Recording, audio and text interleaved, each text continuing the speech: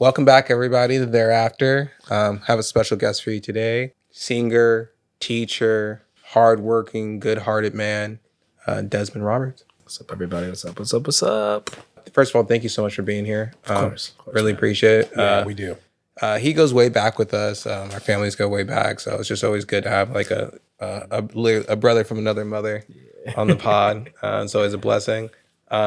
We really want to just go through your artist story. Before we get into that, actually, who did you meet first? Did you meet Quentin? Did you meet Shekinah? So Shekinah first. Shekinah, Okay. I've known the longest, and then I think I was always like surprised when she mentioned she had siblings. I'm like, you have siblings, and she's like, you've met them. I'm like, wait. When we rolled through in Awanas. So. But you know what? Here's the thing. There's never any guarantee that you're gonna meet somebody's sibling right, just because right. they're there. Yeah. So I'm like, especially with how like scatterbrained I could be, I'm just like, Right. I could have totally met you like That's 2 or 3 all good. times, but if I didn't say your name a certain amount of times, and if you're not in my face and like actively like making a new crease in my brain, it's It's understandable. right? Yeah, It's understandable. But I've known kind of the longest, and then Q. I think it was kind of then Q, and then I think actually Patrick than you. Okay. Yeah. That makes sense. Yeah. Yeah, because Patrick knows you guys. Like he's talked about you guys. Yeah. For sure. Okay, that's dope. It's been a journey. So basically, we just wanted to like highlight not only what happened on American Idol, but basically like your full artistic pursuit. Yes. So if you could kind of start us back from the beginning, from when you were young. For sure. I mean, I guess where's the beginning at? So, I mean, I've been singing, according to my mother, since I was 3 years old. There's a video of me singing, I think If I Could Be Big, from like one Winnie the Pooh movie that I don't remember any of it. There you go. At That's all. clean. But apparently that's like the earliest that I was singing from. And then my mom said I was on pitch that entire time. So I'm like, all right. But I mean, but I've for as long as I've been like conscious really and like aware of like, oh my gosh, I'm a human. I can do things. Right. Like music has always just been there. It's never been like I should try doing music. It was like, no, like we're doing music and it's just part of like my daily routine. So it was never not there. And like my mom was talking about how like when she was pregnant with me, or really with all of us, she was constantly singing, constantly. She was still working and singing and doing all this different stuff. So, music was never not there. It was always somewhere in my bloodline. Like my grandpa was playing keys at the church. My grandma also on my dad's side, so it's like, and then I think my grandma on my mom's side sings as well, but she be low key about it, like real low key about it. But then my mom, like, absolutely stunning voice on her. And then my dad, he did sports, but he also played several different instruments. So, Okay, wow. So that's cool. it was never like far, Right, gotcha. So it honestly didn't even really feel like a choice to be made per se. It was just always in me and on me. So you were inundated in it. Exactly. So there was really nothing else for me to do but music. I mean, like it's not like there's like, mind you, I have skills in other things. Like I dance. Right. I've had interest in visual arts, but it's never like I never really like fully developed it. Like, but all the artwork of all the music that I've put out so far is all me. Like, that's cool. Because like I didn't have the money to pay somebody else to do it, and I'm like, it was always like interesting to me to like figure out how to do that kind of stuff. Right. But my philosophy was like, if I can just learn how to do it by myself, then I can do it by myself to save money because like I know I don't have it like that just yet. Right. Now as I've grown older, I'm like, okay, so I really do need some people that can handle all this. But that aside though, music was just I never thought of it as like a side thing or like a side hustle or a hobby. It was like it's a way that I process the world. Gotcha. And that's awesome. Something I started to realize like as I got older, not that I struggle to speak, but a lot of times my brain is moving so fast that the rest of my like my mouth and my body and my just trying to say something or trying to express something, it can't keep up. and even recently I was realizing like even like my body will catch something and I can't really articulate it just yet, but like I'll know something's off or I'll know something will like just yet. Your spider senses are tingling. Basically. basically. But yeah, it's a way for me to process the world, and that really just kind of started to come to fruition like later on in life. So my dad started teaching me piano around like 7 or 8. Oh wow. And then, you know, he taught us different things here and there, like obviously all the keys and whatnot. And then after that, as I got older, I started looking on YouTube to learn like different songs and how to play them and yada, yada, yada. And that was actually when I started to really develop like my ear a lot more. Because a lot of people say like you're born with perfect pitch, yada, yada, yada. It's like, okay, yeah. And I can't really like contest that because I have it. Right.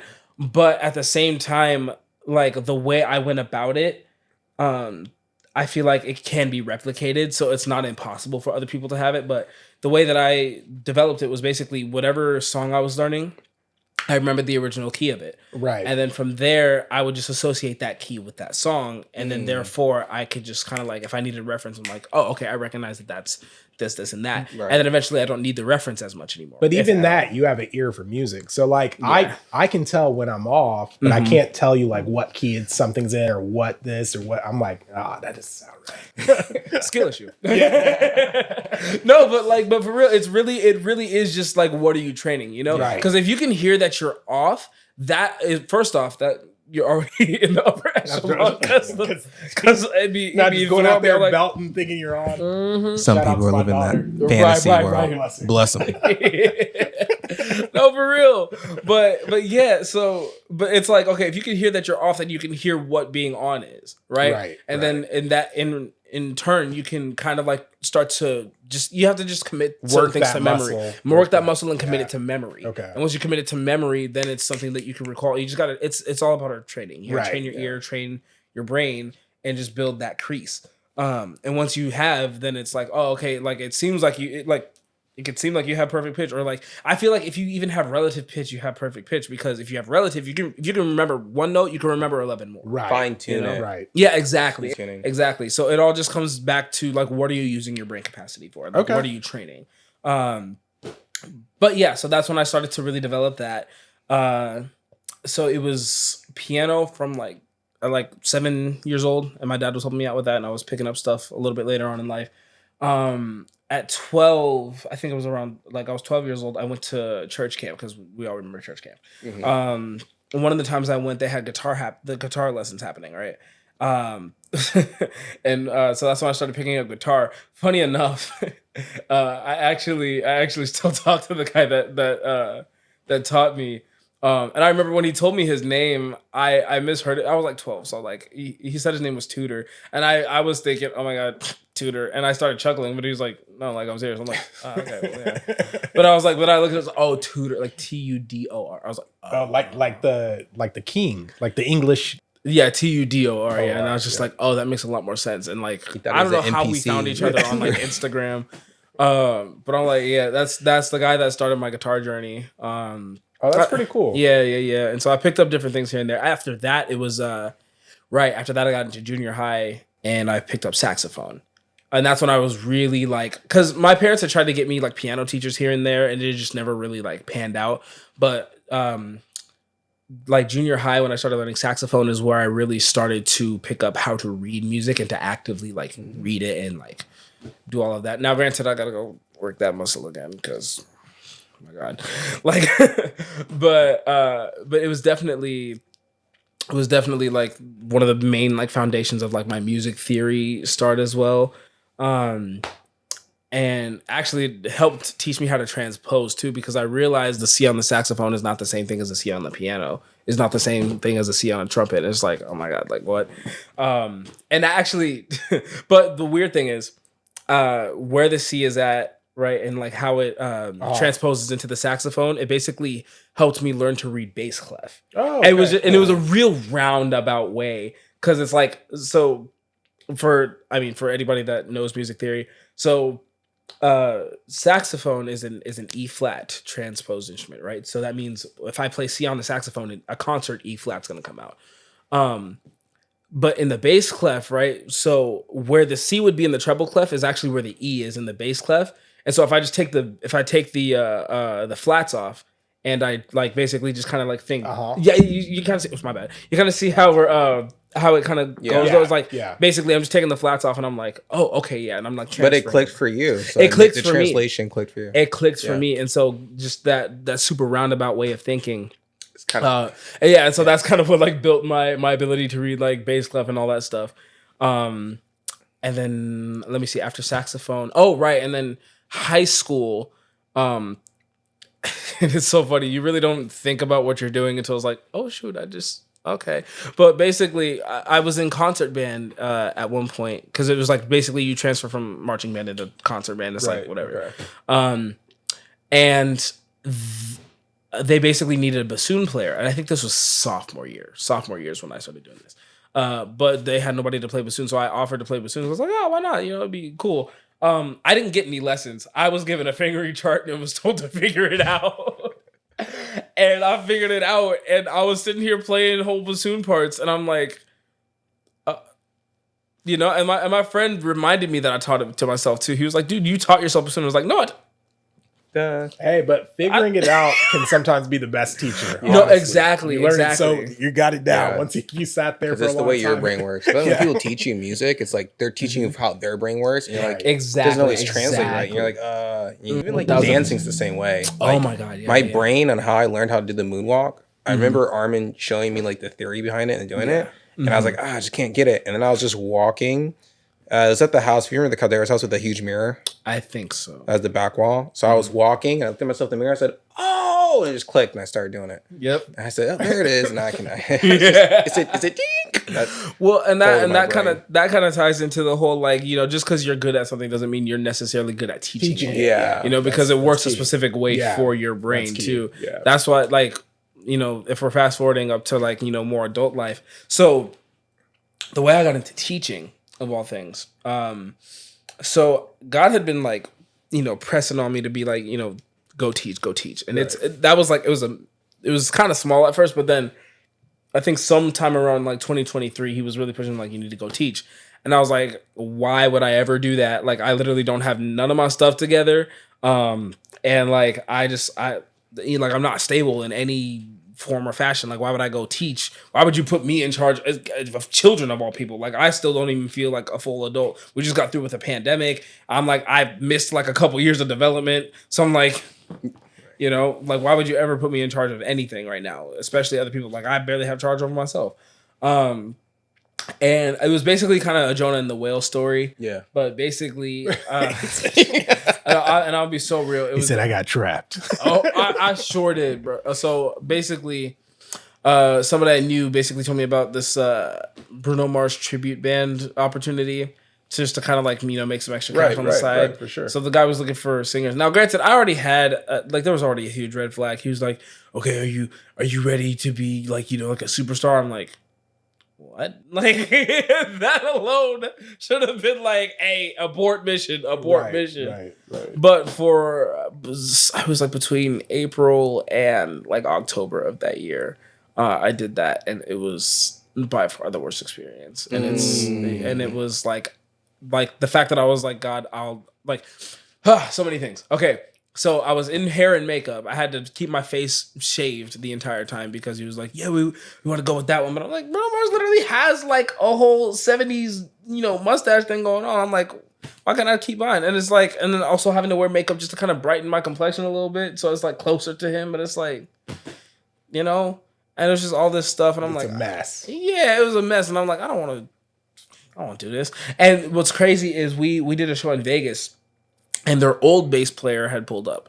And we were talking about it later, and he was like, listen, don't ever take a job that's not going to let you be yourself. And I'm like, right. Yeah. That was what I needed to hear.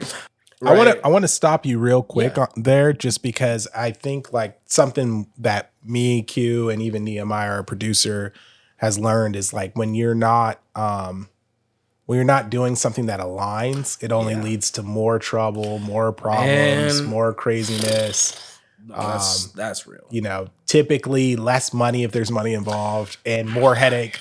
Oh my god! a big No, I was So literally. it's a fascinating thing. I almost got. I feel like I almost got notes from that gig because it was like there was. God, there was one we did, and it was my first time and only time ever going to that. You know that big swap meet that I think it's the Santa Fe Spring swap meet. Yeah, That we always pass on. I forgot what freeway it is. Is that the 5? I forgot. It's one of these freeways, but we pass it all the time going somewhere towards LA. And so we were doing the gig there. It was 3 1-hour sets. And I'm doing, mind you, I had to learn all the songs. I was like, it was easier for me to learn it in original key, so I don't have to transpose in my head and all that stuff, and then find new notes and whatnot. Because it was like a very short turnaround. Like once I got hired, I was like, boom, right. Oh, wow, that's cool. It was just not enough money. yeah, they put you through it. Oh man. And you know, even when you said that, like, you know, God was kind of pressing on you to go towards teaching, and then like you were like, "What, me?" Right? And it's funny how everyone in the Bible, Moses was like, "My speech impediment." Right. David's like, "I'm a farmer." Like, yeah. Right? Like, all this stuff. He caught a body and couldn't speak, and I'm like, "Yeah, dog." Like, yeah. The words that come to mind is when, you know, God doesn't call the qualified; He qualifies the called. Yeah. Right? I feel like we always forget that when it comes to us. Mm-hmm. It just goes over our head again. No, completely. Like it's easy to believe highly for other people, but then when it comes to like, you know, you're like, oh, because you know everything about you. Yeah. Right. So it's like you know everything. Not only that, like that's happened outside of your body, but inside your head. So it's like the bad, the ugly. Right. Yeah. And it's like, what are you asking me for? Like come on now. Like, but no, that was enough to really push me. So I had planned to go to Japan for my birthday like a year in advance. So I was in Japan for 2 weeks. And literally on my birthday, I got a job offer. Like I woke up to a job offer to go teach at School of Rock, which is I was there for. Wow. Yeah. So and the reason that happened was because I did a gig with somebody else. And it was a very natural thing, but it was her show, right? And we were like during our sound check, we were singing Halo, right? Just because we could. But then the keyboardist just started playing it again at the end of the show, and we just kind of fell into it. But as we were like getting into it, my brain started to kind of like open up, and I was like, I need to hear solos, and I need to hear it in a specific order. So I started pointing people out, and I was like giving people solos and all that stuff. And it was very natural. I didn't mean to take over somebody's show, but it just was like it was a very like spiritual thing. Right. I was just like, you know, and so it was a very interesting like thing to happen. But I think that had basically like showed my friend that I was capable of handling something like the job that she was leaving. Right. So she basically recommended me as her replacement because she was going to a different job. Oh, that's cool. Or I think she might have just been leaving in general. But yeah, so it was very interesting. Very, very interesting. But yeah, like by the time October hit, I was like, God, I'll do anything. Just get me out this job. Right. Got the School of Rock gig. When I came back, and this is the other big blessing, because I was getting ready to quit, but when I got back, the guy called me and was saying like, hey, so I'm actually gonna move you to a backup position because we need somebody that can like, you know, be a little bit more like with the schedule, can be more available for the schedule. And I'm over here shouting praise in my room like, but I'm also like trying to make sure you don't hear like I'm like, yeah, yeah, no, I totally. Thank you. I do feel bad though because literally the guy that they had hired got fired on his first day. Oh, on his first day. Because I guess he just did that bad. And then the guy was trying to call me back. And I was just like, if I'm honest, like, I don't want to do this anymore. And that's where I really like cut it off. And he understood. But yeah, that was, I mean, God got me out and he got me a different job. And so I stayed with the whole School of Rock thing all the way up to basically until the whole American Idol thing happened, right? So okay, so I want to stop you there. I'm should we go into American Idol? I definitely want to hear about American Idol, but should we go into that first, or should we go into how you developed your own style of music? And like where you feel like your style of music, your creativity, like if you could put out an album tomorrow, what would those sounds sound like? What like where are we going? That's a good question. I feel like let's get Idol out of the way because it's actually Idol has a very interesting. It's very feed into that. Okay. Yeah. Okay. So very very interesting story about Idol, right? So I actually originally auditioned for Idol in high school. Oh. So my first time auditioning, I think it was junior year of high school, and it was because it was their last season on Fox. It was season 15, right?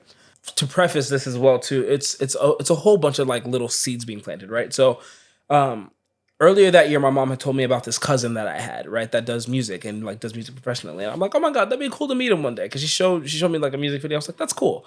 Fast forward, we're at I think it's the rival football game or something like that. But I was in marching band, so I had to be at the football games, right, for varsity stuff. And my mom was like, hey, they're doing auditions for the last season of Idol. Like, you want to go for it? I'm like, all right, whatever. Yeah, I'll go for it. We get there. I go through the whole cattle call thing. I make it through, right? I get to the celebrity judges. On the day I go to the celebrity judges, the guy, like one of the managers or something like that, whatever his position was just kind of like going through the people. He calls out my cousin's name. And my mom and I look at each other like, did he just say? And then like, so the guy steps out. It's literally my cousin. And so like he came on the wrong day. That was literally what it was. They were calling him to let him know he came out on the wrong day. And so on his way out, my mom stopped him, explained who we were. And that was how I met my cousin. Wow. It was completely like, because like there's no other way that would have, I would not have known. And there would have been no like, and to be honest, I don't think there would have been like as much of a guarantee for me to make it to Hollywood Week had that not happened. Because I was trying to make a whole like moment out of it. But right, so we fast forward from there. I start working with my cousin. Like I basically just like playing saxophone and singing backgrounds for him, right? So I was doing that for a while. While I was doing those backgrounds, I met this other guy named Julian, right? So Julian is the other background vocalist. Right. But Julian also does a bunch of other work as well as a vocalist, right? So we fast forward to about 2022. Julian hits me up like near, I want to say March, April-ish. Basically telling me about this opportunity to sing for an a cappella group in not downtown Disney, but Disney California Adventure, right? So I'm like, okay, yeah, sure, I'll go for that. That'll be cool. Yeah. Right. I go for it. I get the job. First miracle that came out, a couple miracles came out of that because there was so much going on that year. But that was number one. My mom was basically going to take that summer off from teaching so that she could work on her writing stuff. Like she wanted to get back into like her screenwriting career and all that stuff. And she didn't know how it was going to happen because like if she didn't work, that means like half of our money's just like not going to be there for her. Right. I was working that job, and at one point, one of the alternates for my part was like he lost his ID, so he couldn't enter the park for I think around 2 weeks. It was like 2 weeks he couldn't like work there. And so for those 2 weeks, I just covered everything. So for 2 straight weeks, I was working, and I literally paid the entirety of the rent by myself. Wow. Which was like the most money I'd ever accumulated in my life, like up to that point. So that's one miracle. Another miracle, or just like another blessing that came from it. So I was getting ready to perform at the Orange County Fair, I think in August of that year. And because I was doing a cappella stuff, and then I guess at one point, "Easy on Me" by Adele got like stuck in my head, and I was like, "Easy on Me," a cappella, and I was like, "Okay, cool." So I made an a cappella arrangement, just kind of because I felt like it, and I actually wanted to use it for the show in for the Orange County Fair, which I ended up doing. Oh, nice! But I showed it to the lady that hired me for the Disney stuff. Gotcha. And that actually got me hired, like, to make more arrangements for her. Oh, so that's how I started getting into vocal arrangements for hire. That's which, cool. If anybody needs vocal arrangements, self-plug. But so that's another blessing. Now, going back to that group, I met another guy in there named Mikhail, right? So, I met Mikhail, and then we fast forward. We're doing the same kind of group again, but this time in downtown Disney. Mikhail lets us know that they are like I guess his friend was part of the casting people for American Idol for this past season. Gotcha. And I was thinking about it, and I was like, why not? I'll go for it again. And it was because I didn't get a check in my spirit to not go. Right. Because for a while I was just kind of done with all of the reality TV auditions and all that stuff Right. after like, you know, a couple of failed attempts after that initial Idol thing. And that's how I got onto this past season and met all these amazing people. Now, mind you, the way that I know it was kind of like, it was definitely lined up by God. First and foremost, I don't know if y'all remember Isaiah. Isaiah Walker. He Sounds familiar. Yeah. So basically, because Isaiah is like, we used to sing together in a praise team, like when me, Damani, and you know, we had Link, if you all remember. I think I remember Isaiah. Yeah. So Isaiah was also on that season. Oh. Yeah, he also auditioned, like, and we just happened to see each other like on a like I saw him on a Zoom meeting. I was like, there's no way we're both in this meeting so right now. I was funny. like, that's crazy.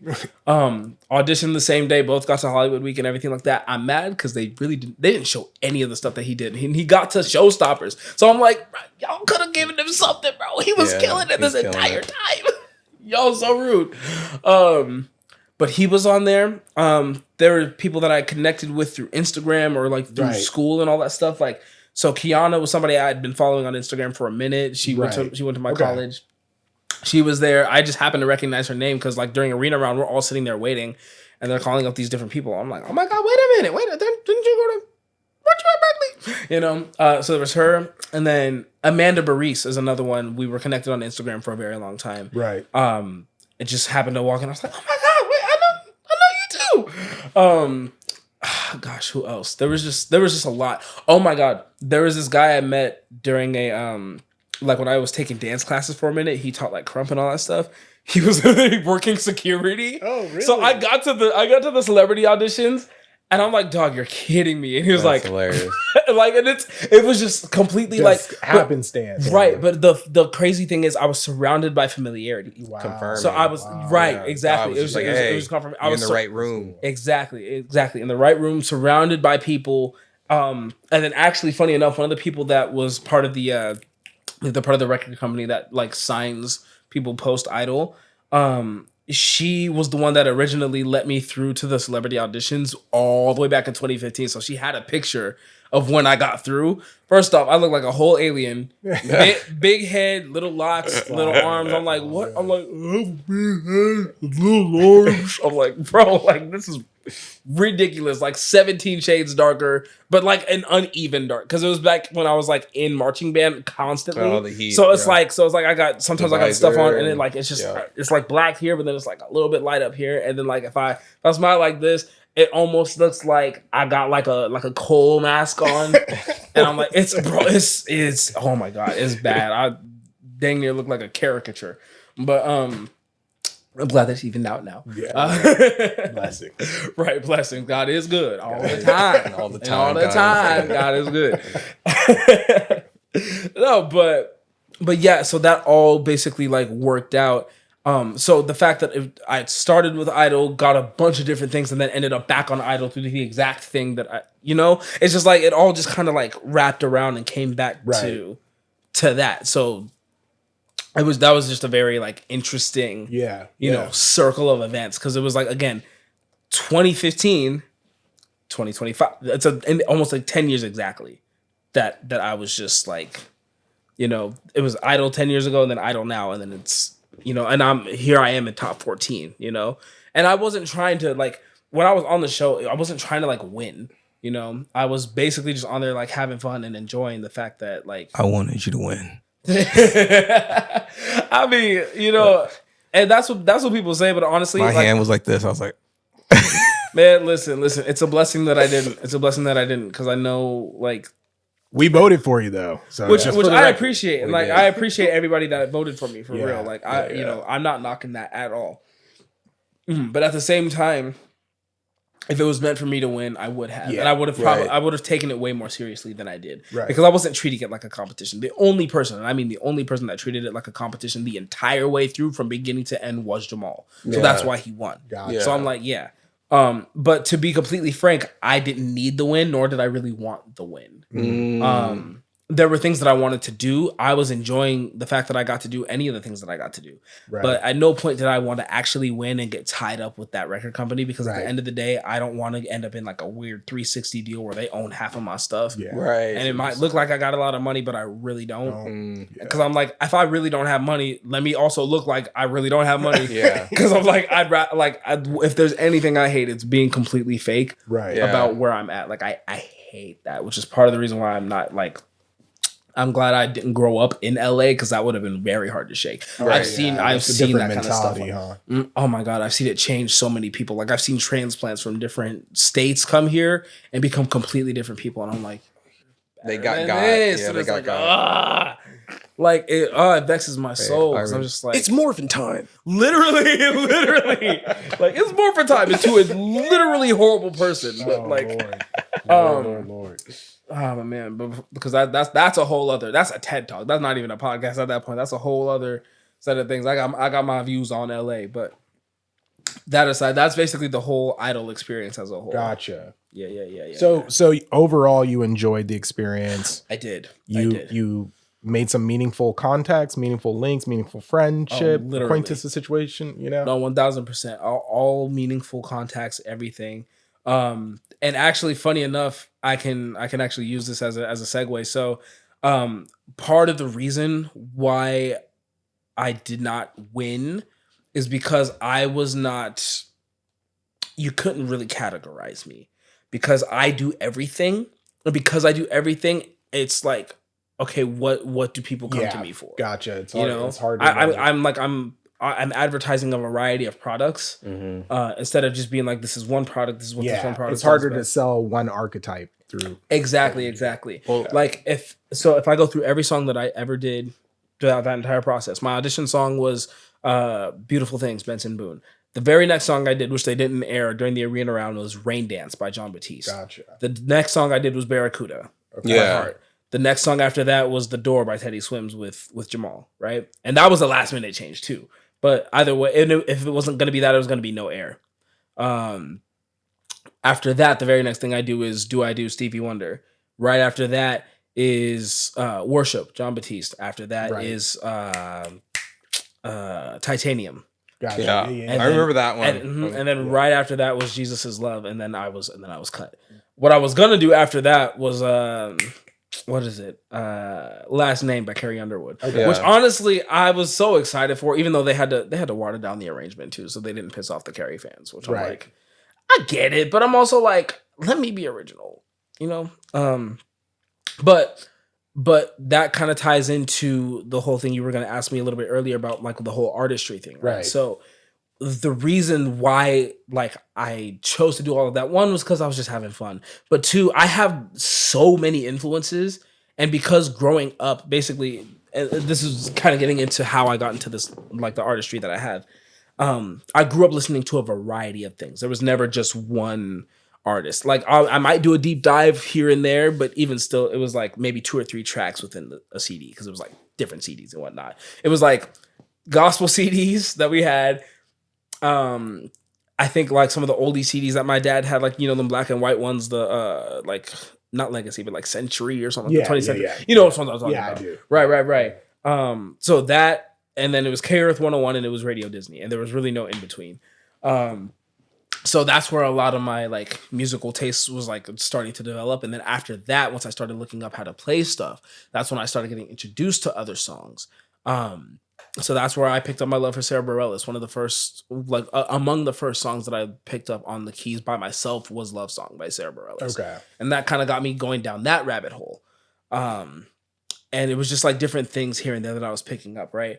But my musical taste ranged from, like, dubstep to literally, I think there was like 1 or 2 country songs that I really liked, to like all the meme crazy. Like, I had a whole Crazy Frog CD.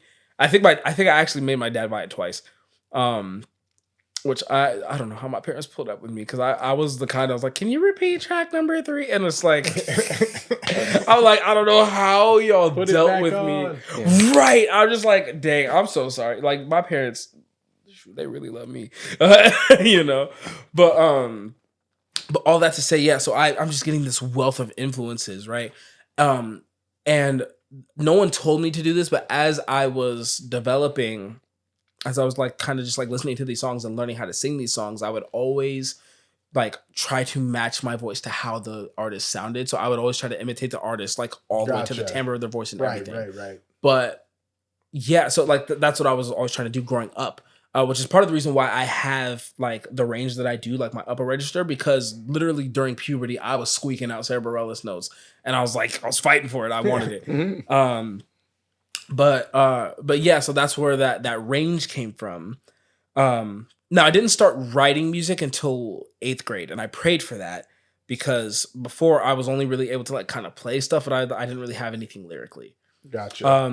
And then, I prayed for it. I think it was maybe like a couple weeks later, maybe. We were in star testing, if you remember that. And I had finished early, so I had all this free time. It was like maybe 30 minutes left, and I started getting like this idea in my head. I was like, oh my God, what song is this? And I was like, oh wait, no, I'm writing this. So literally like in that 30-minute period, I wrote my first song. Oh, that's cool. And it was like, lyrically it made no sense, but the song slapped. So it was like, but it was like, that was the beginning of like my writing. And now fast forward, I literally have a degree in songwriting now. But as for like, how my artistry is now, like if I were to put out an album tomorrow, it would most likely lean more into the pop realm. Just because that's where a majority of my roots are at.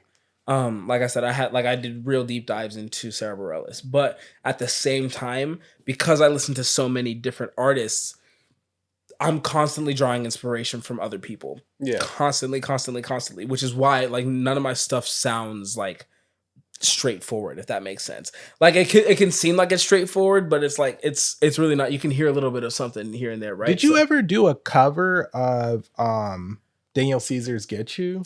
No, but this actually brings up something very interesting. So I don't think I've ever really like talked about in an interview or anything like that, but people, and I was just talking to somebody about this earlier today, but literally I feel like every time I start singing, somebody somewhere is like, you should sing insert R&B song here. Yeah. And I'm like, and here's the thing, and this is a hot take, just R&B is not really my thing, dog. We're like, what? Oh my God. But it's like, no, okay, but you gotta understand, right? Hit us with it. So I am not knocking R&B for anybody else.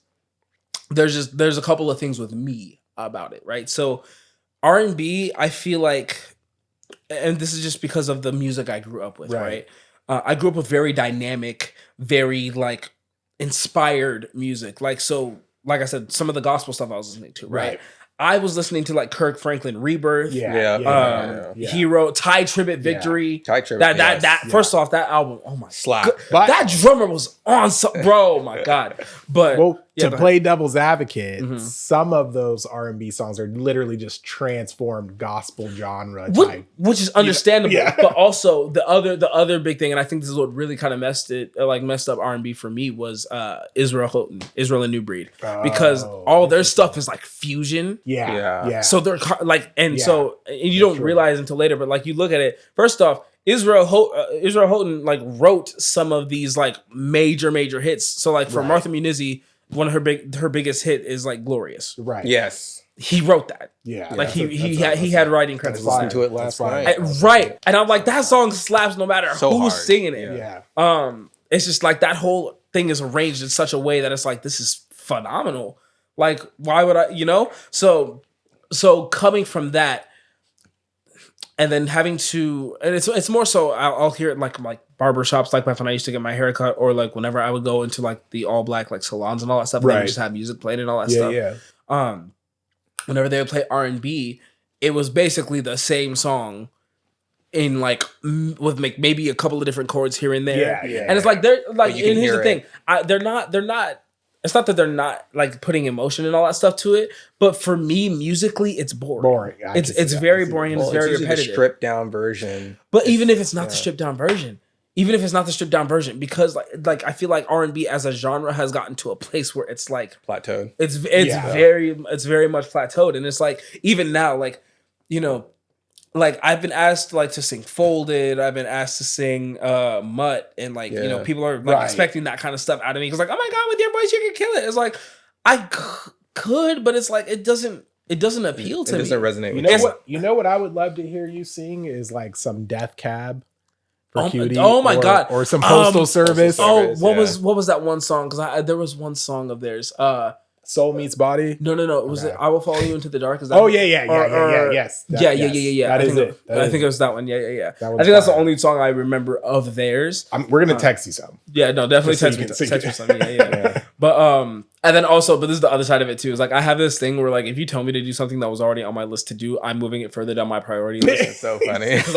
And I really wish I wasn't like this, but it's like, can we talk about it for real though? Like it's so. Oh my God! Like we all have our particularities. Yeah. no, it's literally, all good. mine. Like okay, when people overhype and over fangirl, like when they're fanning super hard over something, it turns me off to it to the umpteenth degree. Yeah. To this day, I have not seen Frozen. Yeah. For that exact reason. Don't. I can't. I literally I'm a can't. little girl, so I saw. You it to have the no max. choice. I saw it You to the have max. no I was choice. forced to hear it in my When it dreams. came out, I was like, ah. Right. One time, just to tell you a quick little funny story. Mm-hmm. One time she was playing, she had the movie on, and the song was the Frozen song was belting out, and then she had a toy that played it. So she grabbed her toy at the same time and played it. And I took the toy, turned it off, and put it on top of the fridge. And I forgot about it. And a week later, she's like, "I want my Frozen toy." I was like, "Then get it." And she like points to the top fridge, and I said, "Oh my God, I said, what have I done?" I like listen. Sometimes it just gets to that point. Like you love your baby, but it's also like.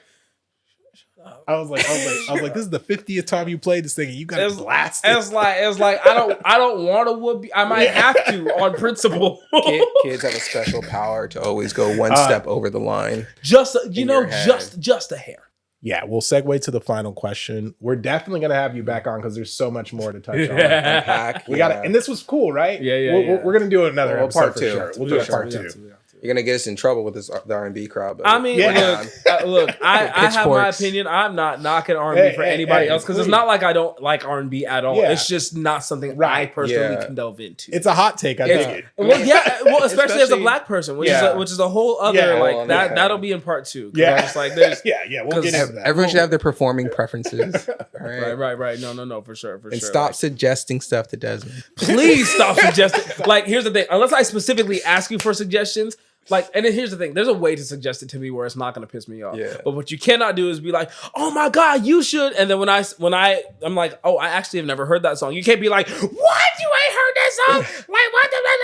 I'm like, okay, listen. First off, if you're gonna be mad at anybody, be mad at my parents. And if you're gonna be mad at my parents, don't be mad at my parents. Like they just raised me different. Yeah. Really what- I'm sorry that they love me and that they let me choose what I wanted to listen to instead of just, tossing whatever on. It's like, and it's not like I'm never hearing this stuff ever. Like I can listen to it now. I'm a grown man. Right. Yeah. I do what I want to. But like what you're not finna do is tell me you should. Don't ever you I should. Do not ever you should me without a check. Like if a check without a check, brother. Like for free? For free? I should what? For free? That's funny. That's too funny. No, it's crazy. Most of the music that I learned, like that I know now, that I do at like live performances when I'm playing with a band, like if it's covers and stuff, all of that was because I was paid to learn it. Right. Yeah. I literally, so in college, during like my, I think my junior year, I was taking 16 credits and I was working wedding gigs. It was a horrible summer. Right, yeah. But I hammered in all that music. So it's like now when I go to go do cover band stuff, it's like, okay, like what do we got? Oh, we got like what? Ain't No Mountain or something like that. Right, What you got, yeah. Ain't Nobody. Yeah. This is how we do it, yada yada yada. Give it to me, baby. Like this is all right. on, it's on the list of Yeah. Stop. It's in literally the Rolodex. it's in the Rolodex at this point. But I'm like, all that stuff that people think I should have been known just because I grew up with it, like I didn't. Right. I really didn't. Like I grew up on like the Lion King tapes and all that stuff, and some. I got some ghetto roots in there. So it's like not every movie that I watched was always like legally. Well, you have the best. It was a great movie, but also you had the best. You have some of the best gospel catalog. That's all you need, man. Everything is encompassed in that anyway. Yeah, everyone else is that's actually so sleeping true. on it, missing out. Oh my God! We No, really for want to real. get into it. I'll First leave off, it don't alone, nobody know but- who Shirley Murdoch is. Yeah. I'm like y'all sleeping on Shirley Murdoch. Y'all oof. Oh, surely. I'm gonna let him get into the last question, Yes, sir. and we'll kind of like wrap this session up. But we're definitely gonna do this again for sure. sure, We yeah, gotta for do a sure. part 2 at some point. Mhm. Some point this year. When I have an ironed shirt on. No, it's all right. He looks great. That'll come out in post, Yeah. right? Right. Oh, Right. You can iron that on Premiere. All right. So, but I want to, if people like, I know you're gigging right now. So like, if you could like, maybe we'll have in the description like an email people can reach out to you at, or Like if you want to like come see me or like come see what I'm doing, I post mostly on Instagram, which okay. like I'm saying a lot. I'm trying to get better with social media, but that would be where most of my information is at. I actually have a song coming out March 2nd. Okay, and it's the perfect. first song I've dropped in 3 years. Nice. So I'm finally getting back into that Okay. Awesome. flow of things. Next time we're on, I will explain more of like my artistry and how Yeah, I go about it. yeah. And we could talk more about the influences. That'll be But- fun. But yeah, March 2nd, Never Have I Ever. Going to be out on all platforms right now. It's available for pre-save. Okay. And Awesome. So let's you're gonna send me the link so I can put the link in I the am. description, and then you're gonna send me the link to your Instagram. Yeah. Mhm. Yep, I have a whole link. All right, ladies and gentlemen, I don't know if you heard it here first, but I'm gonna say you heard it here first. Never have I ever. However. Final question. We'd like to ask this to all our guests. And so basically, Desmond, if you could describe your journey from start to now thus far with either one word or one phrase, what would it be to sum it all up?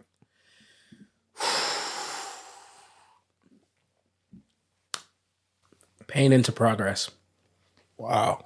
Ooh, That's good. That's good. Pain into Pain progress. into progress. Yeah, that's good. It's about the best Because way you to know put when you birth something, there's Yeah. always going to be pain. Yeah. Nothing of worth comes easy. I love that. That's awesome, man. Dude, we appreciate it having you on. We're going to do this again. We're definitely going to have a part 2, man. I'm excited to see where your journey goes from here. I feel that it's going to go to great places. So Thank you. we Guys. appreciate you, bro. Thank you for having me. Until next time, peace. Peace.